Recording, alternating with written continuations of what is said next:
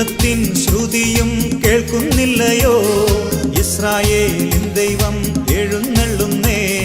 യേശുവിൻ ജനമേ ഒരുങ്ങുക നാം. യുദ്ധവും ക്ഷാമവും ഭൂകമ്പങ്ങളും യുദ്ധത്തിൻ ശ്രുതിയും കേൾക്കുന്നില്ലയോ? ഇസ്രായേലിൻ ദൈവം എഴുന്നള്ളുന്നേ. യേശുവിൻ ജനമേ ഒരുങ്ങുക നാം. കഷ്ടങ്ങൾ സാരമില്ല, കണ്ണുനീർ സാരമില്ല. നിത്യ തേജസ്സിൻ ഘനമോർത്തിടുമ്പോൾ ഞൊടി നേരത്തേക്കുള്ള കഷ്ടങ്ങൾ സാരമില്ല. പിതാവിൻ്റെയും പുത്രൻ്റെയും പരിശുദ്ധാത്മാവിൻ്റെയും നാമത്തിൽ ആമേൻ. ഈശോയിൽ ഏറ്റവും സ്നേഹമുള്ളവരെ, നമ്മളിന്ന് ചിന്തിക്കുന്നത് യുദ്ധങ്ങളും പ്രശ്നങ്ങളും ഉണ്ടാകുമ്പോൾ ദൈവത്തെ തേടുന്നവരെക്കുറിച്ചാണ്, ദൈവത്തെ തേടുന്ന വ്യക്തികളെക്കുറിച്ചാണ്. നമുക്കറിയാം, യുദ്ധഭീതിയിലൂടെ ലോകം കടന്നു പോകുന്നു. അതിൻ്റേതായിരിക്കുന്ന ചില പ്രശ്നങ്ങൾ ലോകത്തിൻ്റെ പല ഭാഗങ്ങളിലും ഉള്ളതായിട്ട് നമുക്കറിയാം. അപ്പോൾ നമ്മൾ എപ്രകാരമായിരിക്കണം എന്നുള്ളതിനെക്കുറിച്ചും കൂടി നമ്മൾ ചിന്തിക്കുകയാണ്. എല്ലാ സമയത്തും ദൈവത്തെ തേടേണ്ടവർ, ദൈവത്തോടൊപ്പം ആയിരിക്കേണ്ടവരാണ് നമ്മൾ ഓരോരുത്തരും. അതുമായിട്ട് ബന്ധപ്പെട്ട ചില കാര്യങ്ങൾ നമ്മളൊന്ന് ചിന്തിക്കുകയാണ്. നമ്മൾ കഴിഞ്ഞു പോയ ആഴ്ചകളിൽ ചിന്തിച്ചത് കർത്താവിൻ്റെ രണ്ടാമത്തെ വരവിന് വേണ്ടി ഒരുങ്ങുന്ന ഒരു വ്യക്തിയെ സംബന്ധിച്ചിടത്തോളം ആ വ്യക്തി എത്രത്തോളം പരിശുദ്ധിയിലായിരിക്കണം എന്നുള്ളതിനെക്കുറിച്ചാണ്. അപ്പോൾ അതിനോട് അനുബന്ധം തന്നെയാണ് ചില കാര്യങ്ങൾ നമ്മൾ ചിന്തിക്കുന്നത്. കാരണം കർത്താവിൻ്റെ രണ്ടാമത്തെ വരവിൻ്റെ സൂചനകളാണ് ഇതെല്ലാം തന്നെ. അത് പല പ്രാവശ്യമായിട്ട് നമ്മൾ പറഞ്ഞിട്ടുണ്ടെങ്കിലും നിരവധി പേർക്ക് അതിനെ ഉൾക്കൊള്ളുവാനായിട്ട് സാധിച്ചിട്ടില്ലെന്നുള്ളതാണ് സത്യം. അതിൻ്റെ ഒരു കാരണം എന്താണെന്ന് വെച്ചാൽ, ക്രിസ്തുവിലുള്ള നമ്മുടെ ആശ്രയം അല്ലെ പ്രത്യാശ, നമ്മൾ ചില കാര്യങ്ങൾ മാത്രം നടന്നു കിട്ടുക എന്ന ലക്ഷ്യം വന്നതുകൊണ്ടാണ്. അതുകൊണ്ടാണ് ഈ പ്രശ്നമുണ്ടാകുമ്പോൾ മനുഷ്യൻ ദൈവത്തിലേക്ക് അടുക്കാൻ ശ്രമിക്കും. പ്രശ്നമൊക്കെ ഒന്ന് മാറി സമാധാനപരമായ അന്തരീക്ഷം വരുമ്പോൾ വീണ്ടും പഴയപടിയായിട്ട് മാറുന്നൊരവസ്ഥ കാണാൻ പറ്റും. കൊറിന്ത്യക്കാർക്ക് എഴുതിയ 1-ാം ലേഖനം 15-ാം അധ്യായത്തിൻ്റെ 19-ാം തിരുത്തി നമ്മളിങ്ങനെ വായിക്കുന്നുണ്ട്. ഈ ജീവിതത്തിനു വേണ്ടി മാത്രം ക്രിസ്തുവിൽ പ്രത്യാശ വച്ചിട്ടുള്ളവരാണെങ്കിൽ നമ്മൾ എല്ലാ മനുഷ്യരെക്കാൾ നിർഭാഗ്യരാണ്. ഇവിടെ പറയുകയാണ്, ഈ ജീവിതത്തിന് വേണ്ടി മാത്രം എന്ന് വെച്ചാൽ ഇവിടുത്തെ കാര്യങ്ങൾക്ക് വേണ്ടി മാത്രം ക്രിസ്തുവിൽ പ്രത്യാശ വെച്ചിട്ടുള്ളവരാണെങ്കിൽ നമ്മളെല്ലാ മനുഷ്യരെക്കാളും നിർഭാഗ്യരാണ്. എന്ന് വെച്ചാൽ നിത്യതയ്ക്ക് വേണ്ടിയിട്ടല്ല, അല്ലെങ്കിൽ നിത്യതയല്ല അവരുടെ ലക്ഷ്യം, അല്ലെങ്കിൽ ക്രിസ്തുവല്ല അവരുടെ ലക്ഷ്യം. അവരുടെ പല കാര്യങ്ങൾക്കും വേണ്ടി ക്രിസ്തുവിൽ പ്രത്യാശ വയ്ക്കുന്നു. അതുകൊണ്ട് നമ്മൾ യെരമ്യാ പ്രവചന പുസ്തകം 11:14 ഇപ്രകാരം നമ്മൾ കാണുന്നുണ്ട്. അവിടെ ജെറൂസലേമുമായിട്ട് ബന്ധപ്പെട്ട് യൂദായുമായിട്ടൊക്കെ ബന്ധപ്പെട്ട് കിടക്കുന്ന ഒരു കാര്യം പറയുമ്പോൾ ആ ജനം ഒരുപാട് ദൈവം അകന്നുപോയ ജനമായിരുന്നു. അതുകൊണ്ട് കർത്താവ് പറയുകയാണ്, അതുകൊണ്ട് യെരമ്യയോട് പറയുകയാണ്, അതുകൊണ്ട് നീ ഈ ജനതയ്ക്ക് വേണ്ടി പ്രാർത്ഥിക്കരുത്, അവർക്ക് വേണ്ടി വിലപിക്കുകയോ യാചിക്കുകയോ അരുത്. വിഷമസന്ധിയിൽ അവർ വിളിച്ചപേക്ഷിക്കുമ്പോൾ ഞാൻ കേൾക്കുകയില്ല. അപ്പോൾ ചിലർ ചോദിക്കും, കർത്താവ് എന്താ ഇങ്ങനെയൊക്കെ ഈ സമയങ്ങൾ ഇങ്ങനെയുള്ള അവസ്ഥ? അതിനെയൊക്കെ ഓർത്ത് ഒരുപാട് ദുഃഖിക്കുന്ന മനുഷ്യരുണ്ട്. കാരണം നമുക്കറിയാം, കേരളത്തിലെ ഭൂരിഭാഗം പേരും ഗൾഫ് രാജ്യങ്ങളിലാണ് ജോലിക്കായിട്ട് പോയിരിക്കുന്നത്. അവിടെ പോയി കഷ്ടപ്പെട്ട് വെയിൽ കൊണ്ടും കഷ്ടപ്പാടുകളൊക്കെ വളരെയേറെ സഹിച്ചിട്ടാണ് അവർ കുടുംബം പോറ്റുന്നതും കുടുംബത്തിലേക്കുള്ള. അതുമാത്രമല്ല, നമുക്ക് ഇന്ത്യക്കാണെങ്കിലും കേരളത്തിനാണെങ്കിലും അതുവഴി ഒരുപാട് ആദായങ്ങൾ കുടുംബത്തിലേക്ക് മാത്രമല്ല ഈ രാജ്യത്തിനും ഒരുപാട് കാര്യങ്ങൾ അവരുടെ അധ്വാനത്തിൽ ലഭിക്കുന്നുണ്ട്. എന്നാൽ പലപ്പോഴും ഈ അവിടെ ഉള്ളവരാണെങ്കിലും ഇവിടെ ഉള്ളവരാണെങ്കിലും ഇങ്ങനെ ചിന്തിക്കുക, ദൈവവുമായിട്ടുള്ള എൻ്റെ ബന്ധം എന്തുമാത്രമുണ്ട്. അപ്പോൾ ഒരു പ്രശ്നം ഉണ്ടാകുമ്പോഴല്ല ഞാൻ ദൈവത്തിലേക്ക് അടുക്കേണ്ടത്. ഒരു യുദ്ധം വരുമ്പോഴോ ഒരു തകർച്ച ഉണ്ടാകുമ്പോഴോ ദുരിതമുണ്ടാകുമ്പോഴല്ല. അപ്പോൾ അതിൻ്റെ ഒരു കാരണം എന്താണെന്ന് വെച്ച് കഴിഞ്ഞാൽ, ചില പ്രത്യേക സാഹചര്യങ്ങളിലോ അവസരങ്ങളിലോ എനിക്ക് പറ്റാതിരിക്കുന്ന ചില മേഖലകളിലോ എന്തു ചെയ്യുന്നു, ദൈവത്തെ തേടുന്നു, ദൈവത്തിൽ ആശ്രയിക്കുന്നു. എന്നാൽ അല്ലാത്ത സമയത്ത് ഞാൻ തന്നെ എന്തോ ആണ്, എനിക്ക് പണമുണ്ട്, കഴിവുണ്ട്, ജോലിയുണ്ട് എന്നൊക്കെ പറഞ്ഞ് അഹങ്കരിക്കുകയും ചെയ്യുന്ന ഒരു അവസ്ഥയിലൂടെ മനുഷ്യൻ പോകുന്നു. അപ്പോൾ അതുകൊണ്ട് നമ്മുടെ ഒരു പ്രശ്ന സമയത്തിൽ എപ്പോഴും കർത്താവുമായിട്ട് നമ്മൾ അടുത്തിരിക്കേണ്ട വ്യക്തികളാണ്. എബ്രായർക്കെഴുതിയ ലേഖനം 3:14, 3-14. എന്തെന്നാൽ നമ്മുടെ ആദ്യ വിശ്വാസത്തെ അവസാനം വരെ മുറുകെ പിടിക്കുമെങ്കിൽ മാത്രമേ നാം ക്രിസ്തുവിൽ പങ്കുകാരാവുകയുള്ളൂ. അപ്പോൾ നമുക്കറിയാം, ഇപ്പോൾ ഈ യുദ്ധം തുടങ്ങിയപ്പോഴത്തെ കുറേ പേര് കുറേ പ്രാർത്ഥനകളുമായിട്ടൊക്കെ ഇറങ്ങിയിട്ടുണ്ട്. ആ പ്രാർത്ഥന ചൊല്ലിയാൽ മതി, ഈ പ്രാർത്ഥന ചൊല്ലിയാൽ മതി. ഞാനതുകൊണ്ട് പലയിടത്തും പറഞ്ഞൊരു കാര്യമാണ്, പ്രത്യേകിച്ച് യുദ്ധം മാറാനൊരു പ്രാർത്ഥനയുമില്ല നമുക്ക്. ഈ യുദ്ധമെല്ലാം വന്നിരിക്കുന്നത് ഈ അന്ത്യകാലത്തിൻ്റെ ഒരു അടയാളമാണത്. അത് വരുമെന്ന് ഈശോ പറഞ്ഞിട്ടുണ്ട്. പക്ഷെ നമ്മൾ എന്ത് ചെയ്യണം? നമ്മൾ ആ സമയത്ത് പ്രാർത്ഥനയെ ജാഗരൂകരായിരിക്കുകയും, ഒരു പ്രത്യേക ടെക്സ്റ്റ് പ്രാർത്ഥനയല്ല ചൊല്ലേണ്ടത്, പ്രാർത്ഥനയെ ജാഗരൂകരായെന്ന് വെച്ചാൽ കർത്താവുമായിട്ടുള്ള സംസാരത്തിലായിരിക്കുക, ബൈബിൾ വായിക്കുക, ഉപവസിക്കാൻ പറ്റുന്നത് ഉപവസിക്കുക. അത് യുദ്ധം മാറാനല്ല, പിന്നെ എൻ്റെ വീണ്ടെടുപ്പിൻ്റെ സമയം, എനിക്കിവിടെ തിരിച്ചു പോകേണ്ട സമയത്തിൻ്റെ ഒരു സൂചന കർത്താവ് എനിക്ക് നൽകുകയാണ്. അപ്പോൾ അത് മരണത്തോടു കൂടിയോ മരണമല്ലാതെയോ എന്നുള്ളത് പിന്നത്തെ കാര്യം. പക്ഷെ കർത്താവ് വരാൻ സമയമായതിൻ്റെ സൂചനകൾ ബൈബിളിൽ പറഞ്ഞിട്ടുണ്ട്. അത് നടക്കുന്നു എന്ന് മാത്രം നമ്മൾ കരുതിയാൽ മതി. അല്ല, യുദ്ധം ഉണ്ടാകും നമ്മൾ കിടന്ന് അസ്വസ്ഥപ്പെട്ടത് കൊണ്ടോ ദുഃഖിച്ചത് കൊണ്ടോ കാര്യമില്ല. ഇതെല്ലാം തീർച്ചയായിട്ടും ഇനി ഇത് കൂടത്തേ ഉള്ളൂ, കുറയത്തില്ല. എന്നാൽ ദൈവത്തിൻ്റെ മക്കൾക്ക് എന്ത് സംഭവിക്കും? അവർക്ക് വീണ്ടും ഈ ഭൂമിയിൽ സമാധാനത്തോടെ ആയിരുന്നു കൊണ്ട്, കർത്താവ് കൂടെ ഉള്ളതുകൊണ്ടാണ് യുദ്ധങ്ങളിടയിലും പ്രശ്നങ്ങളിടയിലും സമാധാനത്തിലായിരുന്നു കൊണ്ട് ക്രിസ്തുവിനെക്കുറിച്ച് പറയുവാനുള്ള ഒരവസരം കൂടി വീണ്ടും തുറന്നു കിട്ടുക എന്ന് വേണമെങ്കിൽ പറയാം. അപ്പോൾ അതുകൊണ്ട് നമ്മൾ നമ്മുടെ ജീവിതത്തിൽ നമ്മൾ പരിശോധിക്കുക, എവിടെയാണ് ഞാൻ നിൽക്കുക. ഇപ്പം ഒരുപാട് പേര് സങ്കടപ്പെടുന്നത്, ആത്മാർത്ഥമായിട്ട് ഒരു വ്യക്തിക്ക്, വിദേശത്തുള്ള ഒരു വ്യക്തിയുണ്ട്, അല്ലെങ്കിൽ നമ്മുടെ പ്രിയപ്പെട്ടവരുണ്ടെങ്കിൽ അവരെ ആത്മാവ് രക്ഷ പ്രാപിക്കുക എന്നുള്ള ലക്ഷ്യം വെച്ചും കൂടെ പ്രാർത്ഥിക്കണം. അല്ലാതെ അവരെ കാശ് നഷ്ടപ്പെട്ടു പോകുന്നതിനെക്കുറിച്ചോ, ജോലി നഷ്ടപ്പെട്ടു പോകുന്നു, കാശില്ലാതാകുന്നു, അവർ നാട്ടിൽ വന്നാൽ എന്ത് ചെയ്യാനാണ്, എൻ്റെ ആദായമാർഗം മുട്ടിയല്ലോ, എൻ്റെ സ്വപ്നങ്ങളെല്ലാം നഷ്ടപ്പെട്ടു പോയല്ലോ എന്നുള്ള ചിന്താഗതിയിലേക്ക് വരാനല്ല. അങ്ങനെ ഒരുപാട് പേര് ചിന്തിക്കുന്നു. അതിനെ അവർ കിട്ടുന്ന എല്ലാ പ്രാർത്ഥനയും. അപ്പം പല മേഖലകളും പുതിയ പ്രാർത്ഥന ഇറങ്ങുന്നതിൻ്റെ കാര്യം എന്താണെന്ന് വെച്ച് കഴിഞ്ഞാൽ അതൊരു മാർക്കറ്റിംഗ് ആയിട്ട് കാണുന്നു. പിന്നെ അത് കഴിഞ്ഞിട്ട് പിന്നെ മറ്റൊരു കാര്യം നമുക്ക് കാണാൻ പറ്റുന്നത്, ചിലർക്ക് അവരുടെ സ്തോത്രക്കാഴ്ച ദശാംശമൊക്കെ നഷ്ടപ്പെട്ടു പോകുമെന്നുള്ള ഭയം കൂടി ചില വ്യക്തികൾക്കുണ്ട്. അപ്പം അതൊന്നുമല്ല നമ്മൾ ചിന്തിക്കേണ്ടത്. കർത്താവ് അവർക്ക് സമ്പത്ത് കൊടുത്തു, അവർ സുവിശേഷം വരെ സഹായിക്കുന്നവരാണെങ്കിൽ സഹായിക്കട്ടെ, അത് നല്ല കാര്യം, അതിൻ്റെ അഭിവൃദ്ധി അവർക്ക് ലഭിക്കും. അവരിനി ഈ ഭൂമിയിൽ നമ്മൾ ഓരോരുത്തരും ഈ ഭൂമിയിൽ ജീവിച്ചിരിക്കണം ദൈവഹിതമാണെങ്കിൽ നമ്മൾ ജീവിച്ചിരിക്കുക തന്നെ ചെയ്യും. പക്ഷെ ജീവിച്ചിരിക്കുന്നത് എന്തിനാണെന്ന് വെച്ച് കഴിഞ്ഞാൽ ഈ ജീവിതത്തിന് വേണ്ടി മാത്രമായിരിക്കരുത്, എൻ്റെ ക്രിസ്തുവിലുള്ള പ്രത്യാശ നിത്യത ലക്ഷ്യം വെച്ചിട്ടുള്ളത് ആയിരിക്കണം. അതില്ലാത്തവരെല്ലാം സങ്കടപ്പെടേണ്ടി വരും. അതുകൊണ്ട് ആദ്യ വിശ്വാസം, എനിക്ക് കിട്ടിയ കർത്താവ് നൽകിയ ഏറ്റവും പ്രധാനപ്പെട്ട എൻ്റെ വിശ്വാസത്തെ മുറുകെ പിടിച്ചുകൊണ്ട് തന്നെ മുന്നോട്ട് പോകണം. അങ്ങനെ പോകുമ്പോൾ കർത്താവ് നമുക്ക് സംരക്ഷകനായിട്ട് വരും. ഇപ്പോൾ മിഖായേൽ മാലാഖയുടെ പ്രത്യേക പ്രാർത്ഥനകളൊക്കെ ശരിയാണ്. പേർഷ്യ രാജ്യത്തിൻ്റെ ഒരു പൈശാചിക ശക്തി ദാന്യ പ്രവാചകനെ ശല്യപ്പെടുത്തുവാൻ വേണ്ടി മിഖായേൽ മാലാഖയോട് യുദ്ധം ചെയ്യുന്നു.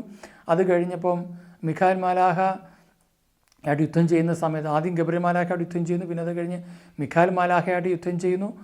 അങ്ങനെ അതിനെ പരാജയപ്പെടുത്തുവാനായിട്ട് മാലാഖമാർ കൂട്ടമായിട്ട് കടന്നു വരുന്നു. അത് എവിടുന്നാണ് വരുന്നത്? നമ്മൾ ബൈബിൾ വായിക്കുമ്പോൾ കാണാൻ പറ്റും. കർത്താവ് അവരെ നിയോഗിക്കുകയാണ്. അപ്പോൾ നമ്മൾ ആദ്യം അഭയം തേടേണ്ടത് കർത്താവിലാണ്. കർത്താവ് അപ്പോൾ നമുക്ക് വേണ്ടി മാലാഖമാരെ അയച്ച് നമ്മളെ സംരക്ഷിക്കുന്നു. നമ്മളായിരിക്കുന്ന സ്ഥലങ്ങളിൽ, ദേശങ്ങളിൽ കർത്താവ് നമ്മളെ സംരക്ഷിക്കുന്നു. ആരെ സംരക്ഷിക്കും? കർത്താവുമായിട്ട് ചേർന്ന് നിൽക്കുന്ന മനുഷ്യരെ മാത്രമേ. അതുകൊണ്ടാണ് തൻ്റെ ഭക്തരെ ചുറ്റും അവിടുന്ന് പാളയമടിച്ച്, ദൈവമാർ അവിടുത്തെ ഭക്തരെ ചുറ്റും പാളയമടിച്ച് അവരെ സംരക്ഷിക്കുകയാണ്. അല്ല, നമുക്ക് തോന്നിയ കണക്ക് നമ്മൾ ജീവിച്ചിട്ട് അവസാനം യുദ്ധമാകുമ്പോഴും പ്രശ്നം ഉണ്ടാകുമ്പോഴും കർത്താവെ എന്നെ സംരക്ഷിക്കണമേ, മാലാഖയെ വരണമേ എന്നൊക്കെ പറഞ്ഞ് നിലവിളിച്ചുകൊണ്ട് കാര്യമില്ല. കാരണം ഇനിയുള്ള കാലഘട്ടം അതാണ്. കർത്താവ് നമ്മളെ സംരക്ഷിക്കുന്നില്ലെങ്കിൽ നമുക്കിവിടെ നിലനിന്ന് പോകാൻ പറ്റത്തില്ല. അതുപോലെ സ്വർഗസ്ഥനായ പിതാവെന്നുള്ള പ്രാർത്ഥന, അവിടുത്തെ രാജ്യം ഇവിടെ വരണം, ഈ ഭരണമെല്ലാം അവസാനിക്കും, കർത്താവ് ഈ ഭൂമി ഭരിക്കും, ആ രാജ്യം ഇവിടെ വരണം, അതിനു വേണ്ടിയുള്ള പ്രാർത്ഥനയാണത്. ആ പ്രാർത്ഥന നമ്മൾ ആത്മാർത്ഥതയോടെ ഓരോ ദിവസവും ചൊല്ലണം. ജപമാല പ്രാർത്ഥനകൾ പരിശുദ്ധ അമ്മയുടെ സഹായം തേടണം. പിതാവിൻ്റെയും പുത്രൻ്റെയും പരിശുദ്ധാത്മാവിൻ്റെയും പരിശുദ്ധ അമ്മയുടെയും മാലാഖമാരുടെ എല്ലാ സഹായം നമുക്ക് വേണം. സ്വർഗം നമ്മളെ സഹായിക്കും. അതോടൊപ്പം തന്നെ ഒരു രാജ്യത്തിന് നമ്മൾ വെറുക്കേണ്ട ആവശ്യമില്ല എന്ന് പറയുമ്പം ഒരുപാട് ഓരോരുത്തരും ചെയ്തതിൻ്റെ പരിണത ഫലങ്ങളിലൂടെ ലോകം കടന്നു പോകുമ്പോൾ ഇതിൽ നിന്നെല്ലാം നമുക്കൊരു വലിയ മോചനമുണ്ട്. ഇസ്രായേൽ കർത്താവ് തിരഞ്ഞെടുത്ത ദേശമാണ്. ജെറൂസലേം അവിടുന്ന് കടന്നു വരുന്ന സ്ഥലമാണ്. അവിടുത്തെ സിംഹാസനമാകേണ്ട സ്ഥലമാണ് ജെറൂസലേം. അതുകൊണ്ട് ഇതെല്ലാം കർത്താവ് സംരക്ഷിക്കും. പക്ഷേ ഇസ്രായേൽ ഒരു പരിശുദ്ധ രാഷ്ട്രമാണെന്ന് നമുക്ക് പറയാൻ പറ്റത്തില്ല. ഈ പ്രശ്നം കൊണ്ടല്ല ഞാൻ പറഞ്ഞത്. യഹൂദന്മാരെല്ലാം വിശുദ്ധരാണെന്ന് പറയാൻ പറ്റത്തില്ല. കാരണം ഇസ്രായേൽ ചെയ്ത പാപത്തിൻ്റെ പരിണത ഫലം ഇസ്രായേൽ അനുഭവിക്കുക തന്നെ ചെയ്യും. ഇപ്പോൾ ചെയ്തതല്ല ഞാൻ പറഞ്ഞത്, അതിനു മുമ്പ്. അതുകൊണ്ട് തന്നെ ബൈബിളിൽ ഒരു വാക്കുണ്ട്, റോമാക്കാർക്കത്തെ ലേഖനത്തിൽ വ്യക്തമായിട്ട് രേഖപ്പെടുത്തി വെച്ചു. 9-ാം അധ്യായം 27. ഇസ്രായേലിനെ കുറിച്ച് യേശയ്യായും വിലപിക്കുന്നു. യേശയ്യയുടെ വിലാപമുണ്ട്. എന്താ വിലപിക്കുക? ഇസ്രായേൽ മക്കളുടെ സംഖ്യ കടലിലെ മണൽ പോലെയാണെന്നിരിക്കലും അവരിൽ ഒരു ചെറിയ ഭാഗം മാത്രമേ രക്ഷിക്കപ്പെടുകയുള്ളൂ. ഇനി യേശയ്യാ പ്രവാചകനെക്കുറിച്ച് പറഞ്ഞാൽ എന്താ?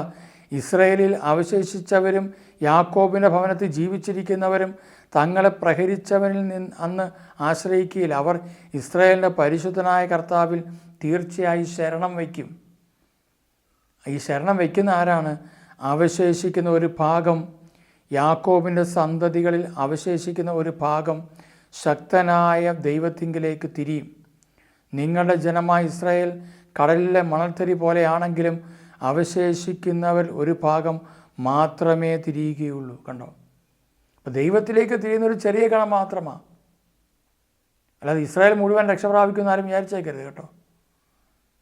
വ്യക്തമായിട്ട് പുതിയ നിയമത്തിലും പഴയ നിയമത്തിലും ഒക്കെ ഇത് എഴുതി വച്ചിട്ടുണ്ട്. അതുകൊണ്ട് നമ്മുടെ ജീവിതത്തിൽ നമ്മൾ നിലവിളിക്കേണ്ടത്, കണ്ണുനീരോടെ കരയേണ്ടത്, പ്രാർത്ഥിക്കേണ്ടത് നമ്മുടെ ആത്മാവിൻ്റെ രക്ഷയെപ്രതി. ഹോസിയ പ്രവചന പുസ്തകം 7-ാം അധ്യായത്തിന് 14 പറയുന്നുണ്ട്, ഹൃദയം നൊന്ത് എന്നെ വിളിച്ചപേക്ഷിക്കുന്നതിന് പകരം അവർ കിടക്കയിൽ വീണ് വിലപിക്കുന്നു. ഹൃദയം നൊന്ത് വിളിച്ചപേക്ഷിക്കേണ്ടതിന് പകരം കിടക്കയിൽ വീണ് കിടന്ന് കരയുക. എന്തിനാ? ധാന്യത്തിനും വീഞ്ഞിനും വേണ്ടി അവർ തങ്ങളെ തന്നെ മുറിവേൽപ്പിക്കുന്നു. അപ്പോൾ എൻ്റെ ദുഃഖത്തിൻ്റെ കാരണം എന്താണ്? ഈ പ്രശ്നങ്ങളുണ്ടാകുമ്പോൾ എനിക്ക് ഇത്രയും ദുഃഖം ആദ്യം ഉണ്ടാകുന്നുണ്ട്. മനുഷ്യൻ മരിക്കുന്നതിൻ്റെ പേര് കൊണ്ടാണോ, അല്ലെങ്കിൽ ലോകത്തെ സമാധാനം നഷ്ടപ്പെടുന്നതുകൊണ്ടാണോ എൻ്റെ ദുഃഖം? അതായിരിക്കണമെന്നില്ല പലർക്കും. എനിക്ക് പലതും നഷ്ടപ്പെട്ടു പോകുന്നു. ഈ അവസ്ഥയിൽ ഞാൻ കണ്ടിരിക്കുന്ന സ്വപ്നങ്ങൾ പലതും നിങ്ങളിന്ന് ചോദിച്ചു, ലോകത്തിൽ ഏതെങ്കിലും ഒരു സ്ഥലം സുരക്ഷിതമായിട്ടുണ്ടോ? ചില സ്ഥലങ്ങളിൽ ഒരു കാലത്തും ബോംബ് വീഴത്തില്ല, അവരൊരിക്കലും ഒരു തീവ്രവാദി ആക്രമണത്തിന് ബലിയാടാകത്തില്ല, അവിടെ ഒരു പ്രശ്നം ഉണ്ടാകത്തില്ല, ലോകത്തിലെ ഏറ്റവും സേഫായിട്ടുള്ള സ്ഥലം എന്നൊക്കെ ലോകരാജ്യങ്ങൾ പറഞ്ഞുകൊണ്ടിരുന്ന സ്ഥലത്ത് തന്നെയാണ് ഇപ്പോൾ ഏറ്റവും കൂടുതൽ ആക്രമണത്തിൻ്റെ ഭീതിയുള്ളതും മനുഷ്യൻ ഭയത്തിൽ കഴിയുന്നത്. എന്തുകൊണ്ടാണ് അങ്ങനെ സംഭവിച്ചത്? അങ്ങനെ സംഭവിച്ച മറ്റൊരു കാര്യമുണ്ട്. ഞങ്ങൾ സേഫാണെങ്കിൽ പിന്നെ ഞങ്ങൾക്കെല്ലാ സംവിധാനമുണ്ട്, ഞങ്ങളുടെ ഭരണാധികാരികൾ ഞങ്ങൾക്ക് ആവശ്യമുള്ളതെല്ലാം തരുന്നു, ഞങ്ങളിവിടെ സേഫാണ്, ഞങ്ങൾക്ക് സുരക്ഷിതത്വമുണ്ട്, ഞങ്ങളുടെ നാട്ടിനേക്കാളും ജനിച്ചു വളർന്ന സ്ഥലത്തേക്കാളും വലിയൊരു സുരക്ഷിതത്വം ഞങ്ങൾക്കിവിടെ തരുന്നു. കർത്താവിനേക്കാൾ ഉപരി മറ്റൊരു സുരക്ഷിതത്വം അവർ കണ്ടുകൊണ്ടിരിക്കുകയാണ്. അപ്പം അതുകൊണ്ട് എനിക്കിവിടെ പ്രശ്നങ്ങളൊന്നുമില്ല എന്നൊക്കെ ചിന്തിച്ചിരുന്ന മനുഷ്യൻ്റെ അവസ്ഥയിൽ എന്തു പറ്റി?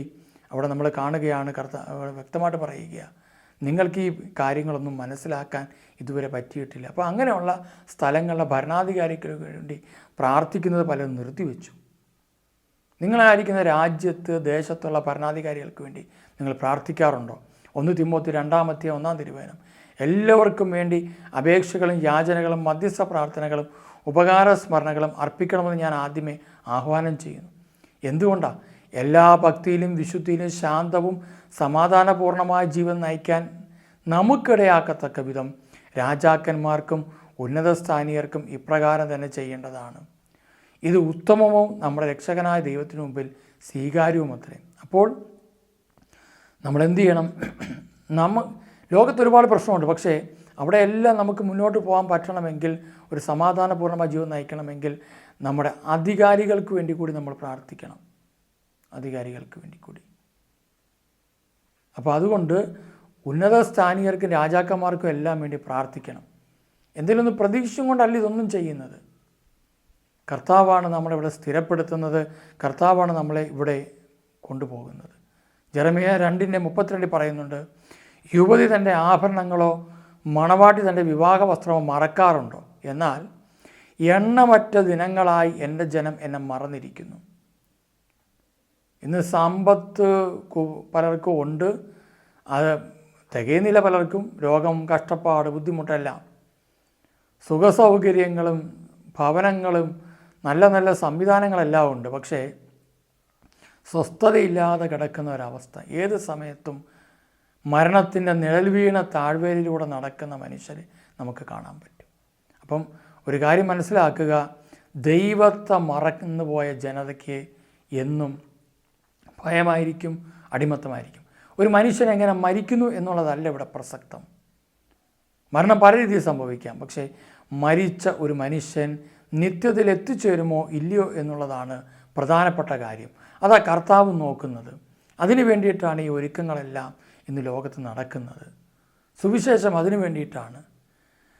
നിന്നെ രക്ഷിക്കാൻ ഒരു ഭരണാധികാരിക്കോ ഒരു വ്യക്തിക്കോ സമ്പത്തിനോ സാഹചര്യങ്ങൾക്കോ ജോലിക്കോ ഒന്നിനും സാധ്യമല്ല. നിന്നെ രക്ഷിക്കാൻ കർത്താവായ യേശു ക്രിസ്തുവിന് മാത്രം. അതുകൊണ്ടാണ് പറഞ്ഞത് അപ്പസ്തോലപ്രവൃത്തി 4:11, വീട് പണിക്കാരായി നിങ്ങൾ തള്ളിക്കളഞ്ഞ കല്ല് ഭവനത്തിൻ്റെ മൂലക്കല്ലായി ഭവിച്ചു. ആ കല്ലാണ് യേശു. മറ്റാരിലും രക്ഷയില്ല. ആകാശത്തിന് കീഴിൽ മനുഷ്യരുടെ ഇടയിൽ രക്ഷയ്ക്ക് വേണ്ടി മറ്റൊരു നാമവും നൽകപ്പെട്ടിട്ടില്ല. കണ്ടില്ലേ? മറ്റൊരു നാമവും നൽകപ്പെട്ടിട്ടില്ല. ആകാശത്തിന് കീഴിൽ മറ്റൊരു നാമവും നൽകപ്പെട്ടിട്ടില്ല. മനുഷ്യരുടെ ഇടയിൽ മറ്റൊരു നാമവും നൽകപ്പെട്ടിട്ടില്ല. നൽകപ്പെട്ട ഏകനാമം യേശുക്രിസ്തുവിൻ്റെ നാമമാണ്. യേശുക്രിസ്തുവിൻ്റെ നാമമാണ്. അപ്പോൾ ആകാശത്തിന് കീഴിൽ രക്ഷയ്ക്ക് വേണ്ടി നൽകപ്പെട്ട ഏകനാമം യേശുവിൻ്റെ നാമമാണ്.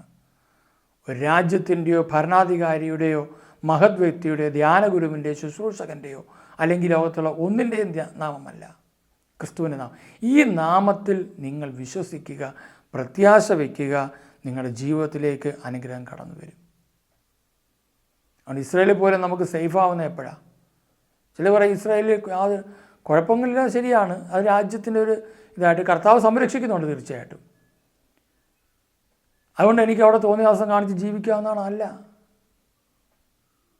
കർത്താവ് ഹൃദയം പരിശോധിക്കുന്നവനാണ്.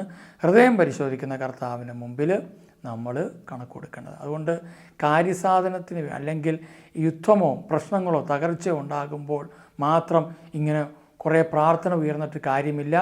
ഇനിയുള്ള നാളുകൾ കർത്താവിൻ്റെ കൂടെ ചേർന്നിരുന്ന് കർത്താവിൻ്റെ രാജ്യം ഇവിടെ കടന്നു വരുവാൻ വേണ്ടി പ്രാർത്ഥിക്കേണ്ടതും കർത്താവ് വാഴുവാൻ വേണ്ടി പ്രാർത്ഥിക്കേണ്ടതും കർത്താവ് എൻ്റെ ആത്മാവ് നിത്യതയിൽ എത്തിച്ചേരുവാൻ വേണ്ടുന്ന രീതിയിൽ എന്നെ വിശുദ്ധീകരിക്കണമേ എന്ന് ആഗ്രഹിക്കേണ്ടതുമായ നാളുകളാണ്.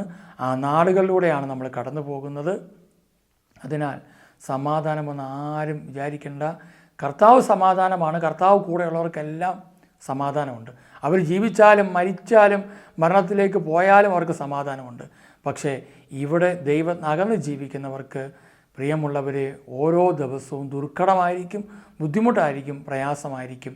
അതിനാൽ നമുക്ക് കർത്താവിലേക്ക് കടന്നു വരാം. മിഖ്യാ പ്രവചന പുസ്തകം 3:4 നമ്മൾ വായിക്കുന്നുണ്ട്. അവർ കർത്താവിനെ വിളിച്ചപേക്ഷിക്കും, അവിടുന്ന് മറുപടി നൽകുകയില്ല. അവരെ ദുഷ്കർമ്മങ്ങൾ നിമിത്തം അവിടുന്ന് അവരിൽ നിന്ന് മുഖം മറച്ചു കളയും. ഈ ദുഷ്കർമ്മം എടുത്തു മാറ്റുക, തെറ്റെടുത്തു മാറ്റുക, വിശുദ്ധ ജീവൻ നയിക്കുവാനായിട്ട് തീരുമാനമെടുക്കുക. കർത്താവ് നമ്മളെല്ലാവരെയും അനുഗ്രഹിക്കും. പ്രിയമുള്ളവരെ, നമ്മുടെ ധ്യാനം 23-ാം തീയതി മുതൽ, ഈ മാസം 23 മുതൽ 28 വരെയാണ്. തിങ്കളാഴ്ച തുടങ്ങി ശനിയാഴ്ച തീരും. അപ്പോൾ അതുകൊണ്ട് താല്പര്യമുള്ളവർ ബുക്ക് ചെയ്യുക. കർത്താവിൻ്റെ വരവിനെക്കുറിച്ചുള്ള കുറേയധികം ബോധ്യങ്ങൾ നമുക്ക് ലഭിക്കും. അതോടൊപ്പം തന്നെ ഈ കാലഘട്ടങ്ങളിൽ എങ്ങനെ ഒരുങ്ങണം, നിങ്ങളെ കടം, രോഗം, തകർച്ച, ബുദ്ധിമുട്ടുകൾ, പ്രയാസങ്ങൾ എന്തെങ്കിലുമൊക്കെ ഉണ്ടെങ്കിൽ അതിൽ നിന്ന് എങ്ങനെ നിങ്ങൾക്ക് ക്രിസ്തുവിലൂടെ മോചനം പ്രാപിക്കാം, ഒരു വിശുദ്ധീകരണത്തിലൂടെ എങ്ങനെ കടന്നു പോകാം, ഈ നോമ്പ് കാലഘട്ടങ്ങളിൽ കർത്താവിനോടൊപ്പം ഇരുന്ന് ജീവിക്കുവാൻ, കർത്താവ് ആഗ്രഹിക്കുന്ന പോലെ ജീവിക്കുവാൻ നിങ്ങളെ ഒരുക്കുന്ന ഒരു ധ്യാനമാണ്. താല്പര്യമുള്ള എല്ലാവരും ആ ധ്യാനത്തെ സംബന്ധിക്കണമെന്ന് സ്നേഹത്തോടെ നിങ്ങളെ ഓർമ്മപ്പെടുത്തുകയാണ്. മറ്റുള്ളവരോട് ഈ ധ്യാനത്തെക്കുറിച്ച് പറയുക. ഫീസുകളൊന്നും തന്നെയില്ല, സ്തോത്രകാഴ്ച ഒന്നും തന്നെയില്ല, സൗജന്യമായ ധ്യാനമാണ്. കർത്താവിൻ്റെ വചനം കേൾക്കുവാനുള്ള ഒരു അവസരം കൂടിയാണ്. അപ്പോൾ അതുകൊണ്ട് ഈ നോമ്പ് കാലഘട്ടത്തിൻ്റെ വിശുദ്ധ വാരത്തിലേക്ക് കടക്കുന്നതിന് തൊട്ട് മുമ്പുള്ള ആഴ്ചകളിൽ നമുക്ക് ആ ശുശ്രൂഷകളെ കടന്നു പോകാനായിട്ട് സാധിക്കും. അപ്പോൾ ദയവ് ചെയ്ത് സാധിക്കുന്നവരെല്ലാം പങ്കെടുക്കുക. നിങ്ങൾക്കറിയാവുന്നവരോടെല്ലാം അതിനെക്കുറിച്ച് പറയുക. നിരവധി പേർ കർത്താവിൻ്റെ വചനം കേൾക്കട്ടെ. കർത്താവിൻ്റെ രണ്ടാമത്തെ വരവിനെക്കുറിച്ചുള്ള കുറച്ചുകൂടെ വിശദമായ സന്ദേശങ്ങൾ നമ്മൾ ബെത്ലഹേം TV-യിലുണ്ട്. ദയവ് ചെയ്ത് നിങ്ങളത് കാണണം. ഈ ശുശ്രൂഷകളും മറ്റുള്ളവർക്ക് പകർന്നു കൊടുക്കണം. ഇത് രണ്ടാം വരവിന് വേണ്ടി വിശുദ്ധിയിലേക്ക് നയിക്കാൻ നമ്മളെ ഒരുക്കുന്ന മേഖലകളാണ് ഈ ചാനലിലൂടെ കടന്നു വരിക. മറ്റു ചില കാര്യങ്ങൾ ഇതുമായിട്ട് ബന്ധപ്പെട്ട പല കാര്യങ്ങളും ഈ ചാനലിലും കടന്നു വരുന്നുണ്ട്. മുൻകാല സന്ദേശങ്ങൾ കേൾക്കുക. നിങ്ങൾ ഞങ്ങളുടെ ശുശ്രൂഷകൾക്ക് വേണ്ടി പ്രാർത്ഥിക്കുക, സഹായിക്കുക. കർത്താവ് നിങ്ങളെയും നിങ്ങളുടെ കുടുംബങ്ങളെല്ലാം സമർത്ഥമായിട്ട് അനുഗ്രഹിക്കട്ടെ. ഈ ബുദ്ധിമുട്ടുന്ന ഈ സാഹചര്യത്തിൽ എല്ലാവരും കർത്താവിൻ്റെ കൃപ സ്വീകരിക്കുകയും കർത്താവിലൂടെ ഒരു സംരക്ഷണം എല്ലാവർക്കും ലഭിക്കുകയും ചെയ്യട്ടെന്ന് നമുക്ക് പ്രാർത്ഥിക്കാം. കണ്ണടച്ച് പ്രാർത്ഥിക്കാം. പിതാവായ ദൈവമേ, അവിടുത്തെ സന്നിധിയിലേക്ക് ഞങ്ങളെ ഓരോരുത്തരെയും പൂർണ്ണമായിട്ട് സമർപ്പിക്കുന്നു. ഞങ്ങളിലുള്ള എല്ലാവിധ തിന്മയുടെ സ്വാധീനങ്ങളെയും അവിടുന്ന് എടുത്തു മാറ്റണമേ. സ്വർഗീയ പിതാവേ, പ്രത്യേക ആവശ്യ സമയങ്ങളിൽ മാത്രം അങ്ങയെ തേടുന്ന സ്വഭാവം കാണിക്കാതെ, ആ 10 കുഷ്ഠരോഗികളെപ്പോലെ ആകാതെ, കർത്താവെ, ഞങ്ങൾക്ക് അനുഗ്രഹം കിട്ടുമ്പോൾ മാത്രം നന്ദി പറയുകയും എന്നാൽ ഏതെങ്കിലും രീതിയിൽ ഈ ലോകത്തിൻ്റെ പിടിയിൽ ഞങ്ങൾ തന്നെ വരുത്തി വെച്ച തകർച്ചകളിൽ ചെന്ന് വീഴുമ്പോൾ അങ്ങേ ദുഷിക്കുകയും ചെയ്യുന്ന സ്വഭാവം ഞങ്ങളെ മാറ്റണമേ. സ്വർഗീയ പിതാവേ, ഞങ്ങൾക്ക് സംരക്ഷണം നൽകണമേ. അങ്ങയുടെ രാജ്യം ഈ ഭൂമിയിൽ എത്തിച്ചേരുവാൻ തക്കവിധം അവിടുത്തെ കൃപ ഞങ്ങളുടെ മേൽ ഒഴുക്കണമേ. അതിനുവേണ്ടി ഞങ്ങളെ ഒരുക്കണമേ. കർത്താവായ യേശുവെ, അവിടുത്തെ രക്ഷയാൽ ഞങ്ങളെ നിറയ്ക്കണമേ. തിരുത്തും കൂടി ഞങ്ങളെ കഴുകണമേ, വിശുദ്ധീകരിക്കണമേ. ഞങ്ങളുടെ ചിന്താഗതികളെല്ലാം വിശുദ്ധീകരിക്കണമേ. പരിശുദ്ധാത്മാവെ, ഞങ്ങളെ സഹായിക്കണമേ. പരിശുദ്ധാത്മാവെ, ഉന്നതമായ ജ്ഞാനം, ഉന്നതമായ കൃപാവരം, ഉന്നതമായ അനുഗ്രഹങ്ങൾ പരിശുദ്ധാത്മാവെ ഞങ്ങൾക്ക് നൽകണമേ. ഞങ്ങളുടെ വഴികളെ ശരിയായി ഞങ്ങളെ പഠിപ്പിക്കണമേ. ഞങ്ങളോടൊപ്പം എപ്പോഴും ആയിരിക്കണമേ. പരിശുദ്ധ അമ്മയെ ഞങ്ങളെ സഹായിക്കണമേ. അമ്മേ, ഈ കാലഘട്ടങ്ങളിൽ ലോകം അനുഭവിച്ചു കൊണ്ടിരിക്കുന്ന സകലവിധ മേഖലകളിലും ഓരോ വിശ്വാസിയും ധൈര്യത്തോടെ മുന്നേറുവാനും നിത്യലക്ഷ്യം വെച്ച് ജീവിക്കുവാനും അമ്മ സഹായിക്കണമേ. മിഖാൽ മാലാഹയെ ഞങ്ങളെ സഹായിക്കണമേ. ഗബ്രിയേൽ, റഫേൽ മാലാഹമാരെ ഞങ്ങളെ സഹായിക്കണമേ. പിതാവിൻ്റെയും പുത്രൻ്റെയും പരിശുദ്ധാത്മാവിൻ്റെയും നാമത്തിൽ ആമേൻ. ഈശോയിൽ ഏറ്റവും സ്നേഹമുള്ളവരെ, ഈ സന്ദേശമൊക്കെ നിങ്ങൾ കേട്ടതിന് നന്ദി പറയുന്നു. നിരവധി പേർക്ക് ഈ സന്ദേശം പകർന്നു കൊടുക്കുക. നിരവധി പേർ ക്രിസ്തുവിനെ അറിയട്ടെ, കർത്താവിൻ്റെ വചനത്തിൽ നിലനിൽക്കട്ടെ. ഒരു പുതിയ ജീവൻ നയിക്കുവാൻ നമുക്കെല്ലാവർക്കും സാധിക്കട്ടെ. യുദ്ധങ്ങളും ഭീതികളും എല്ലാം ഉണ്ടാകുമ്പോൾ അതിനെക്കുറിച്ചുള്ള എല്ലാ ഭയവും ഉപേക്ഷിച്ച് ഒരു പുതിയ ജീവൻ നയിക്കുവാൻ നമുക്ക് സാധിക്കട്ടെ. കർത്താവ് നിങ്ങളെല്ലാവരെയും സമർത്ഥമായിട്ട് അനുഗ്രഹിക്കട്ടെ. നിങ്ങളുടെ കുടുംബങ്ങളെല്ലാം സമർത്ഥമായിട്ട് അനുഗ്രഹിക്കട്ടെ. ഈ ശുശ്രൂഷ പങ്കെടുത്തതിന് എല്ലാവർക്കും നന്ദി. കർത്താവ് അനുഗ്രഹിക്കട്ടെ. Praise the Lord. Thank you.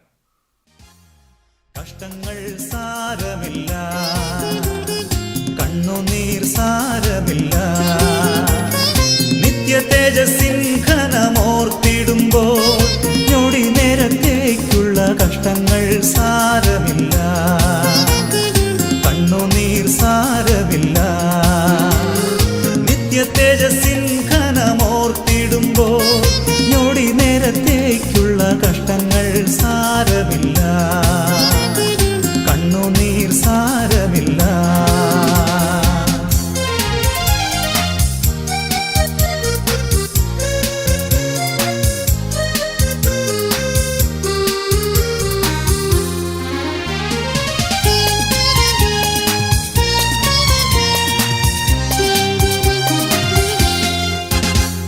പ്രിയന്റെ വരവിൻ ധ്വനി മുഴങ്ങും, പ്രാക്കളെ പോലെ നാം പറന്നുയരും.